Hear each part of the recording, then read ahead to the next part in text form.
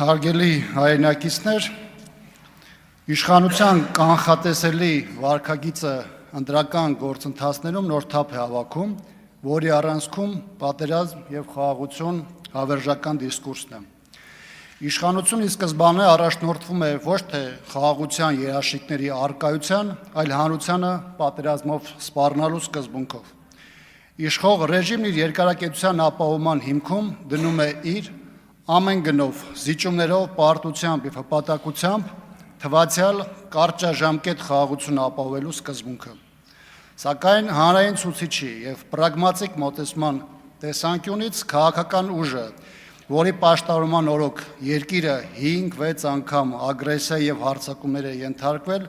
ակնհայտորեն խաղաղություն բերողի ռեպուտացիա չի կարող ունենալ։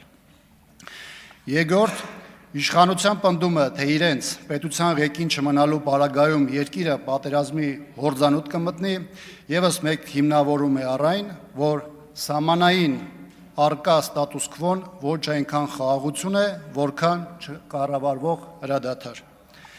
Երրորդ, Ադրբեջանի պահանջներն ու հավակնությունները վերջին 5 տարվա ընթացքում կայուն աճել են,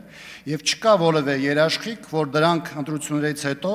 գործողների վերարտադրման պարագայում չեն ավելանա, ինչը կամ նոր զիջումների կբերի, կամ նոր պատերազմի։ Չորրորդ, պատերազմում հաջողություն ունենալու հարցում ի սկզբանե տապալված են այն երկրները, որտեղ հասարակության շրջանում խորը բաժանարար գծեր կան, տարբեր խմբերի միջև թշնամություն և ատելություն է սերմանված, իսկ կառավարող ռեժիմը այն սնուցում է և օգտագործում ներքաղաքական շահերի ապահովման համար։ Իրական խաղաղության բանաձևը պետական շահերն ապահովող անվտանգության և դիվանագիտությամբ անհրաժեշտ մեխանիզմների ներդրումն է, որի ճկունությունը մի կողմից փոխզիջում է ենթադրում, մյուս կողմից ապահովում անհրաժեշտ անվտանգության բարձիկները։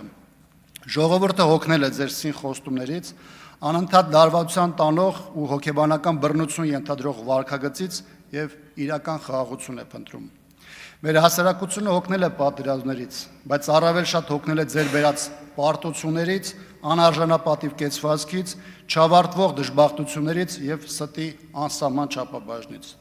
Ի վերջո հանրությունը հոգնել է ձեզանից և ձեր հետագա հնարավոր մասնակցությունը քաղաքական գործընթացներում նոր ձախողումների, կորուստների, զիջումների և պատերազմի հեռանկար է ուրվագծում։